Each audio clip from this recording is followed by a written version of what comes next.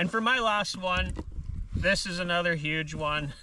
And this is a chatterbait from SS Leurres, but I asked them to put it without the chatter blade on it, and I added a couple blades at the back. So yeah, it's a bit of a ripoff on a grenade, but it gives me the ability to add that chatterbait blade back on there, and I have another one identical to this with the chatter blade. It's got single upturned hook on the head, and then articulating body, and then 2 more trebles tucked inside here, and a treble right at the back. And that is a thick bait. It's a big heavy bait. It's not for the faint of heart, but I asked them to do it 2 ways, one with the chatter bait and one just basically just a pull bait. And I'm hoping that we can use this as a countdown bait, very similar to a grenade.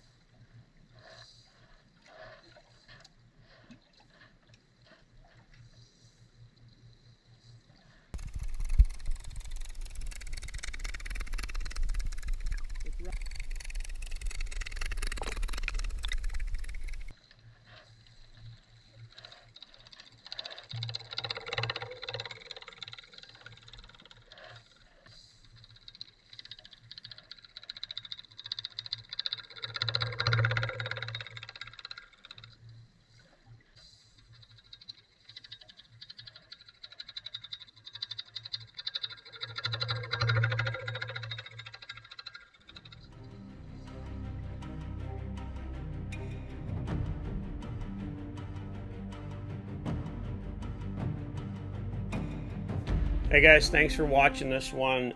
Sarah and the crew at SS Leurres are making some pretty cool stuff, and this is the monster that you see in the video without the chatterbait blade, and this one here is the one with the chatterbait blade, and it's just really cool stuff.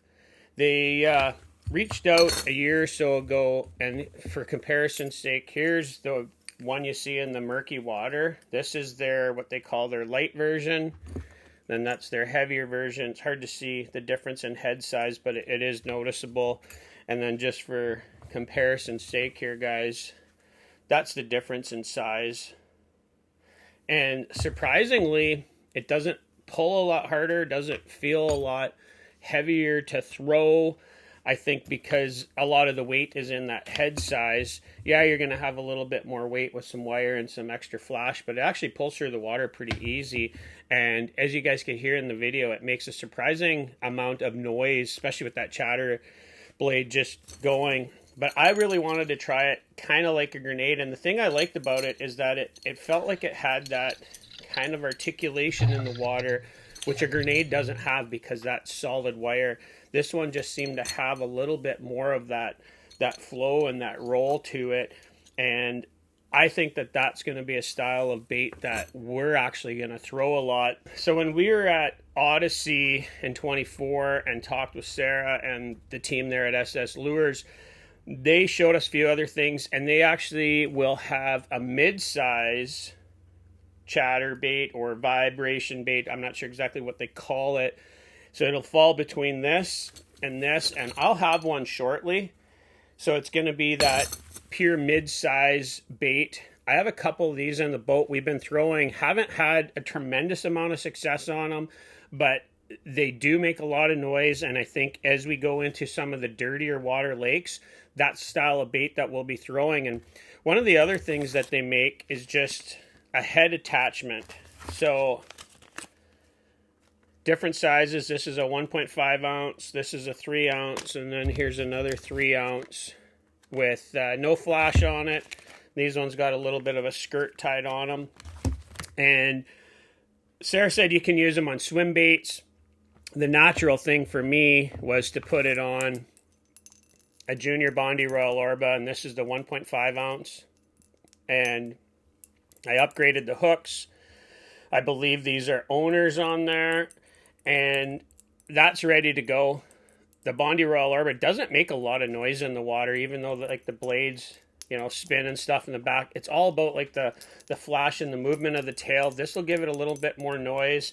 And we have done this in the past with the Angry Dragon head. So very similar thing. This is just a little bit different in the approach of how they attach the blade to the head. And just a good way of adding weight to something like a Bondy Royal Orba to get it to run a little bit deeper. And the chatterbait blade is inherently going to add lift just the way that it runs through the water like that. So having the weight kind of counteracts the lift of the blade, and you'll still be able to run that, you know, down a little wee bit. So I want to thank Sarah and her team at SS Leurres for getting these baits in her hands. And they're a newer lure company, but that Southern Ontario and Quebec area is pumping out some amazing lures. And I think to a lot of my audience, who I'm going to assume are Midwest or, you know, maybe the Ohio, Pennsylvania, New York, kind of West Virginia area, you know, that upper US, they might not be as familiar with companies like SS Leurres and, you know, maybe Mad Chase from that, originally from the Ottawa area, Todd from Toddy Tickle Bait, Southern Ontario, and obviously you guys are familiar with, you know, guys like Adam from Top Line Baits, and whether it's Bryn or Noah from BR Baits and Clarkey Customs. There's a whole host of bait builders in that Southern Ontario, Quebec area that deserve a lot of attention because they're doing a lot of cool things. And in a lot of cases, they're a microcosm of what they do in their area. They're building bait specific for the style of fishing that they do. And in a case like us up here on Shield Lakes, a lot of these baits never make it up here because it's different from the Midwest guys coming to Northwestern Ontario versus the Southern Ontario or like the Ohio, New York guys. They don't make the trip up here. They'll fish more in that area. So some of those lures end up built for a specific reason. So when we get them up here, it's just something completely different. And a Bondy Royal Orba is no different.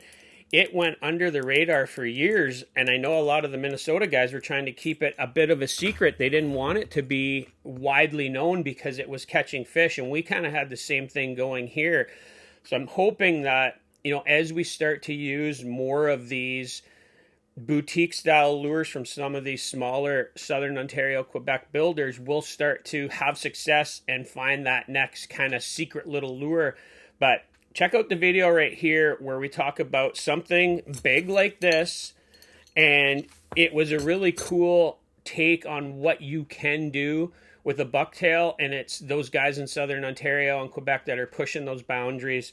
So for now, 54 buses out of here. We'll catch you guys out on the water later.